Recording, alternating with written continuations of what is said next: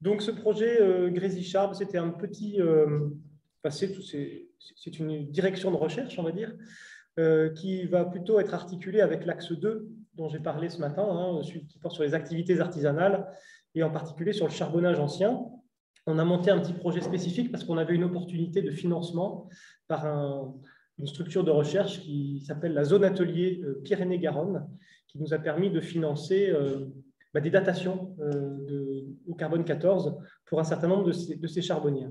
Donc, on est dans l'axe 2, mais finalement, l'étude des charbons, c'est ce que montrera Vanessa, ça permet aussi de documenter largement ce qui concerne l'axe 1, c'est-à-dire les questions de gestion d'exploitation sylvicole, et puis sur la place que prend ce charbonnage dans les activités rurales anciennes. Ça documente aussi, dans une certaine manière, l'axe 3 sur l'occupation du sol dans le temps long.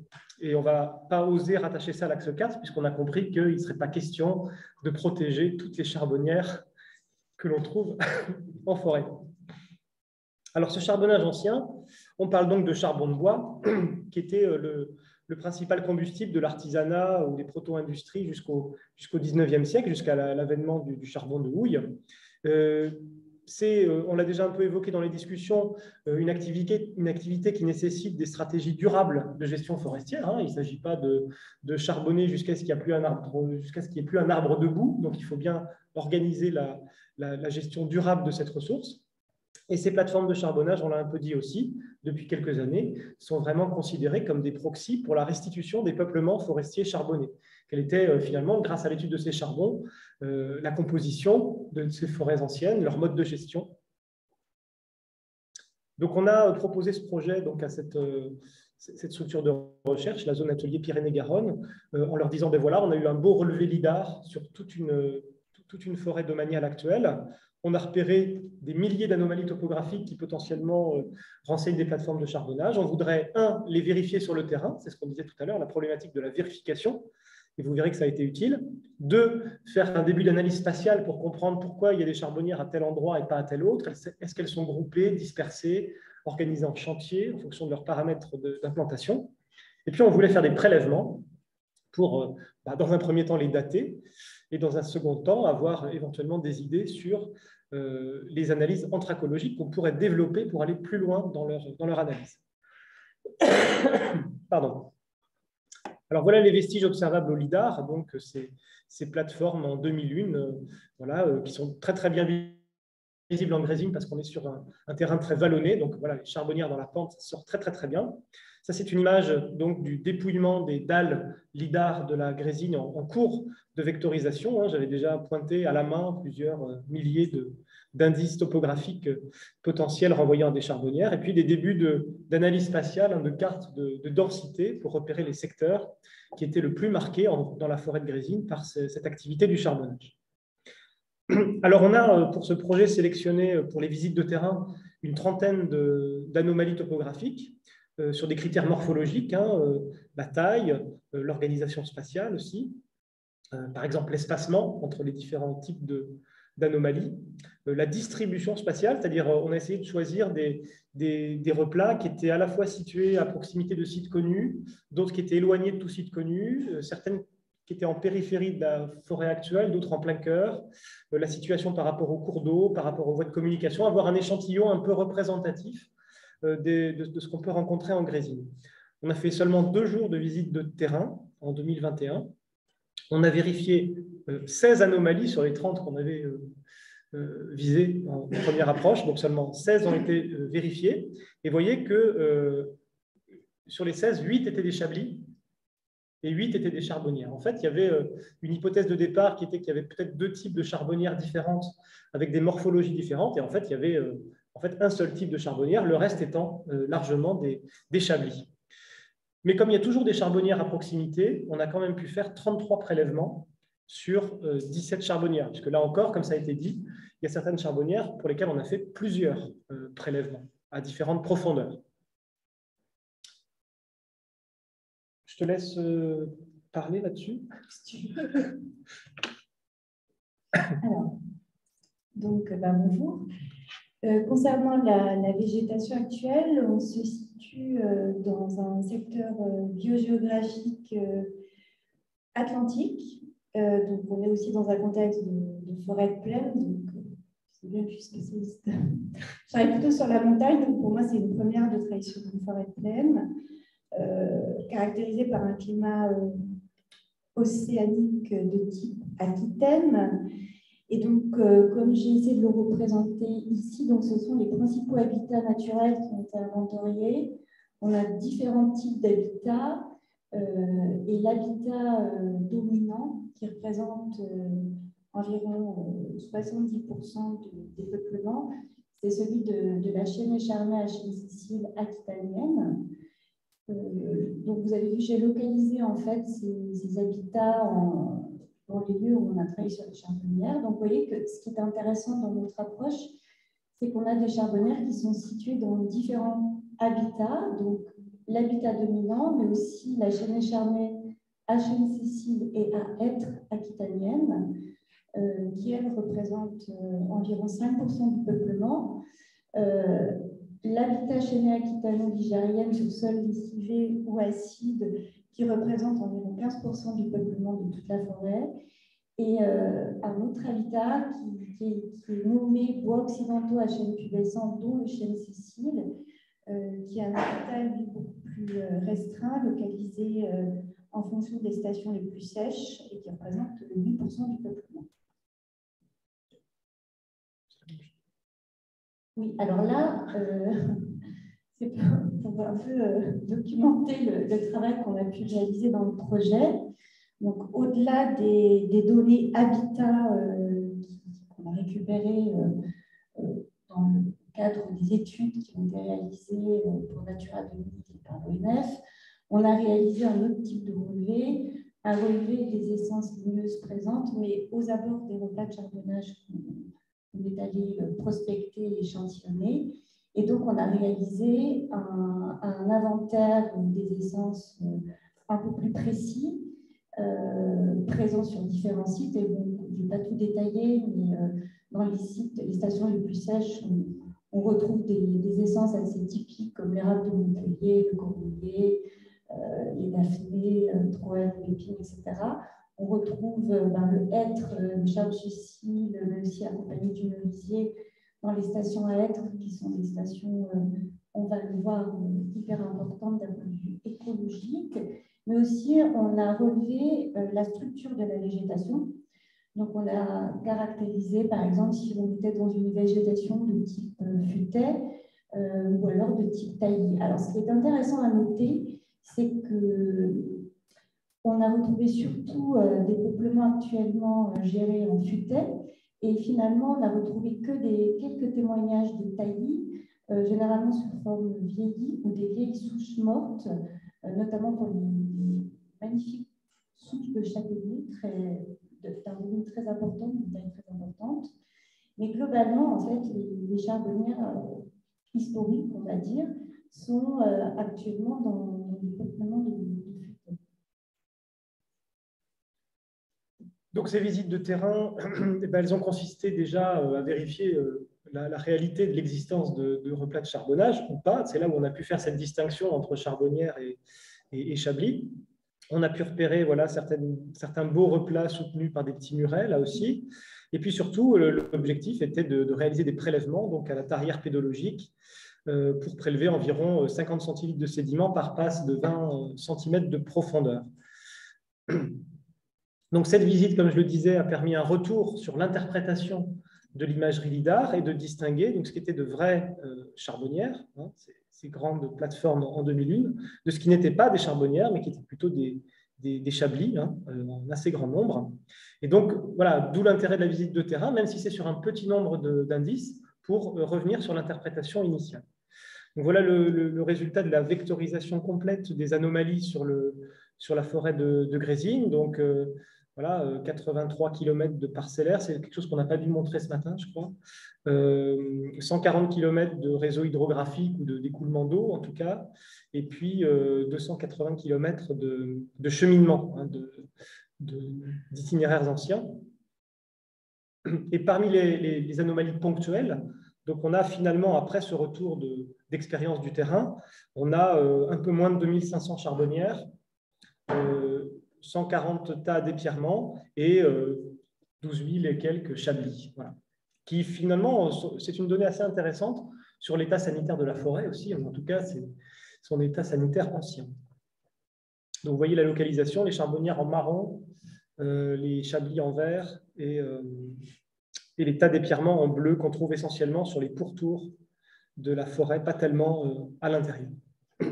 Donc, une première analyse spatiale des charbonnières montre une répartition qui n'est pas aléatoire, hein, elles ne sont pas là par hasard, et une répartition qui est également agglomérée, hein, de façon statistiquement significative, avec une distance moyenne observée qui est d'environ 60 mètres, et qui est donc inférieure statistiquement à la moyenne qui est attendue en cas de répartition aléatoire. Donc, on peut développer une analyse par maille, hein, comme Muriel l'a déjà montré, pour essayer de faire ressortir les tendances principales de leur implantation. Donc, on voit des grosses concentrations de charbonnières sur les parties acquises le plus récemment par les eaux et forêts, ce que montrait Bernard ce matin, autour des abrioles. Une répartition assez forte sur tout le pourtour, finalement, de la forêt, mais le centre n'est pas du tout indemne de charbonnage. Il y a aussi beaucoup de charbonnage dans le cœur de la forêt. Donc, je ne sais pas, donc, avant de continuer un peu sur la partie méthodologique, ce qui est important de souligner, on ne l'a pas dit, je crois, je n'étais pas là tout au début de l'introduction, mais ce qu'il faut savoir, c'est que cette forêt est au 3e rang européen en nombre absolu d'espèces de coléoptères. Donc, derrière Fontainebleau, on en a parlé, et la forêt considérée comme primaire, mais qui ne l'est pas depuis déjà en Pologne. Donc, on est dans une forêt où il y a une des plus grandes biodiversités à l'hectare, et des travaux très pointus sur les coléoptères, notamment sur l'espèce emblématique qui est le taupin violacé. Donc, tout ça pour vous dire qu'il y a quand même quelque chose à creuser et qu'il y a un travail à réaliser en collaboration avec les écologues forestiers et les écologues de façon plus large. Comment se fait-il qu'une forêt comme celle de la Grésine, qui a été intensément exploitée par les humains au fil des siècles, comment se fait-il que cette forêt, aujourd'hui, est capable d'accueillir une biodiversité qui est considérée quand même comme exceptionnelle? Donc, l'étude des charbons de bois, que ce soit en contexte de charbonnage, mais ici hors contexte archéologique, peut être une clé de lecture, mais qui n'est forcément pas la seule. Donc là, dans le cadre du projet Crazy Charb, on est vraiment dans une phase analytique préliminaire. Et donc, une première partie du travail que j'ai réalisé en collaboration avec ma collègue Sandrine Busquerino, ça a été de traiter les échantillons. Donc, comme on vous l'a dit, on a procédé par carottage pédologique. Donc, on a fait des carottages limités. On a fait 1 à 2 points d'échantillonnage par replat, ce qui est peu dans d'autres contextes, comme par exemple en Ariège, où on a fait des études dendro-anthracologiques poussées. Il fallait réaliser en 6 à 8 points d'échantillonnage par replat. Mais là, notre objectif, c'était d'avoir déjà du matériel, donc tester les charbonnières, vérifier si c'était bien les charbonnières, et disposer de matériel pour faire des datations radiocarbone et une pré-étude anthracologique. Donc, concernant les datations, une partie du travail a été de faire une sélection, on va dire, haute couture des charbons ADP. Donc, on a privilégié uniquement les jeunes tiges et les brindilles, les fragments immatures qu'on pouvait identifier. On n'a pas envoyé de charbon qu'on n'avait pas identifié. Et également, on a choisi, si possible, des essences qui étaient soit caractéristiques et dominantes dans les charbons qu'on retrouvait, soit qui n'étaient pas présentes hyper localement au niveau du replat actuellement.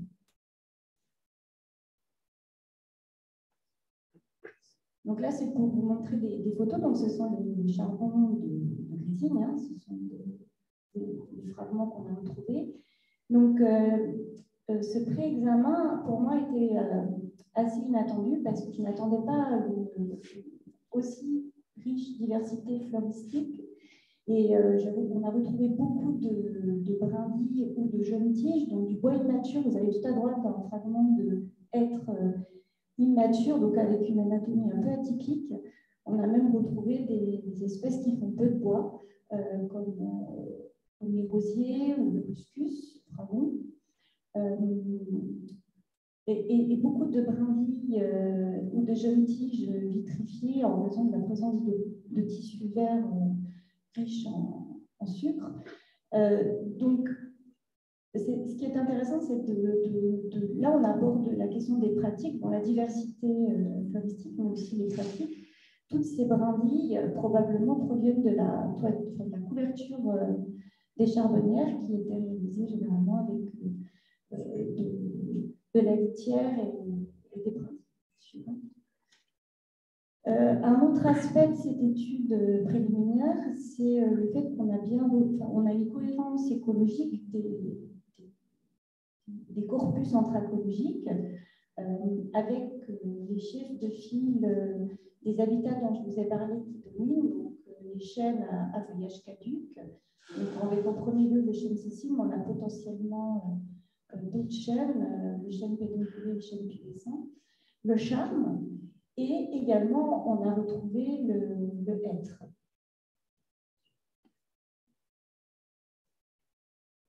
Donc là, je vous ai mis quelques clichés pour vous montrer les différents types, les différents taxons qu'on a retrouvés. Donc, on a retrouvé de nombreuses rosacées maloïdées qui sont difficilement identifiables au rang de l'espèce, voire au rang du genre. Déjà parce qu'on était face à beaucoup de brindilles matures, avec une anatomie très atypique. Donc, on va voir différentes espèces, comme les sorbiers, mais aussi les épines.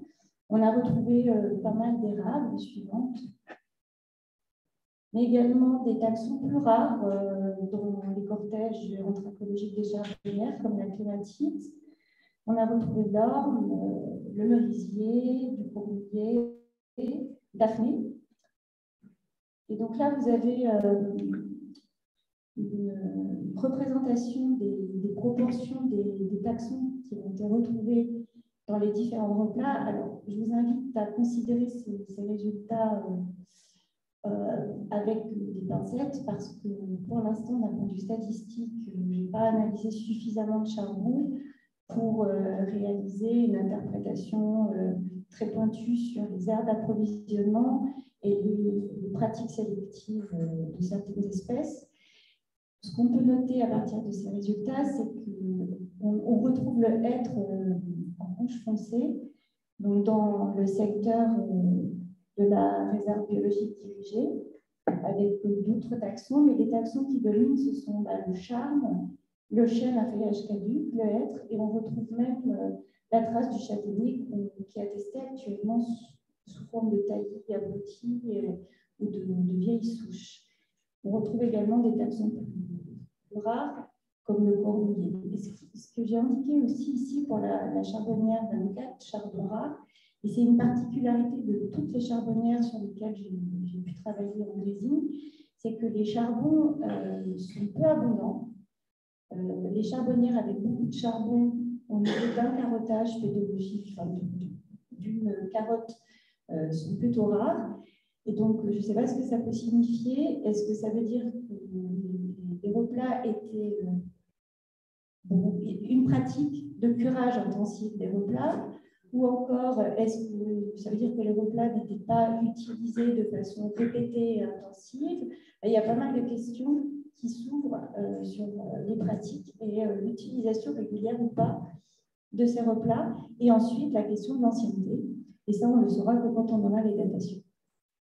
Donc là, vous avez aussi encore d'autres résultats. Donc, avec, comme vous voyez en vert, le chêne qui est très souvent dominant dans les cortèges et également le charme. Et ici, en rouge, c'est l'érable qui a été retrouvé de façon significative. Je vous ai indiqué les taxons qu'on a choisis pour la datation.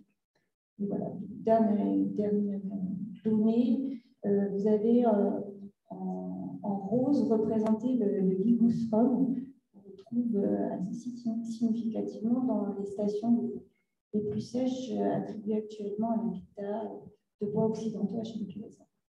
Et je m'arrête ici parce que il faut être court. Non, mais c'est très bien.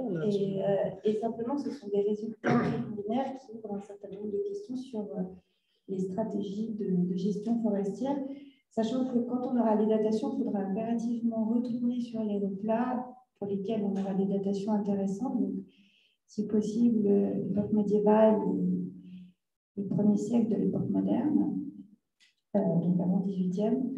Et l'idée, c'est de faire de nombreux autres plans d'échantillonnage pour faire des analyses dendro-anthropologiques. Donc, pour travailler sur la restitution des diamètres, mais aussi sur la distinction des boîtes blanches et boîtes troncs. C'est de savoir quelle était la morphologie et les pratiques sélectives au niveau de la gestion silico. Super, merci. Vous avez compris la suite. Donc, en fonction des datations, soit on va plus loin dans l'analyse anthracot en retournant prélever les charbonnières les plus anciennes, enfin les plus intéressantes, soit repartir sur de nouveaux échantillonnages jusqu'à ce qu'on trouve la perle rare ou les perles rares.